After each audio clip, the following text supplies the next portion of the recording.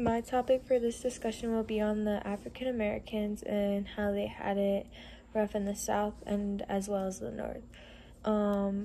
The African Americans had it rough in the South because they were still excluded from decent homes and good education and excellent jobs and other necessities. Many people had started to combat the intricate network of racism and pervaded American society, particularly in the southern regions. Many people were inspired to assume that racism could be eliminated or at least subdued by the 1954 Supreme Court case Brown v. Board as Education of Topeka. The victory of the Montgomery bus boycott in 1955 through 1956 gave civil rights workers even more hope. The African American community therefore believed that nonviolent protest and legal action could change things as they approached the 1960s.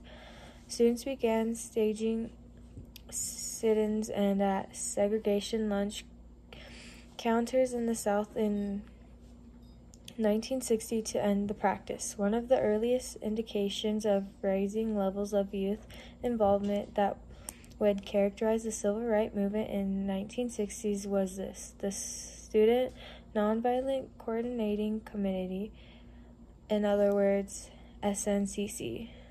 This was founded by young black activists with the goals of voting rights for black people and desegregating public spaces. In 1963 and 1964, a coalition of civil rights organizations in Mississippi launched Freedom Summer, a project of registered black voters and promote voting rights.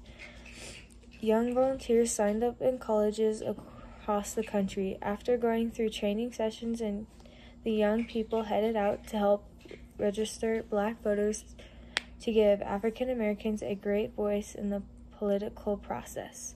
By the end of the summer, however, 15 volunteers had been killed, including Andrew Goodman, James Chaney, and Michael Skinner.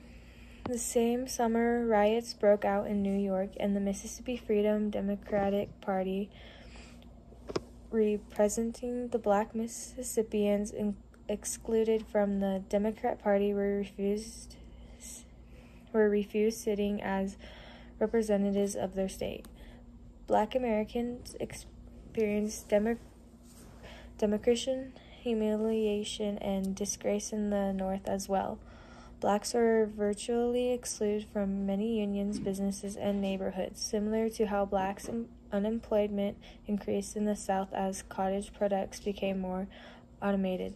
Black employees increased in northern cities as labor-saving technology replaced numerous semi-skilled and unskilled industries that had historical employees as large numbers of black people. Black families were under a great deal of stress. The percentage of black families headed by women increased from 8% in 1950 to 21% in 1960. According to black folks saying, "If you're white, you're right. You're brown, stick around. And if you're black, stay back." But among people Americans, a growing desire for complete equality emerged in the 1960s.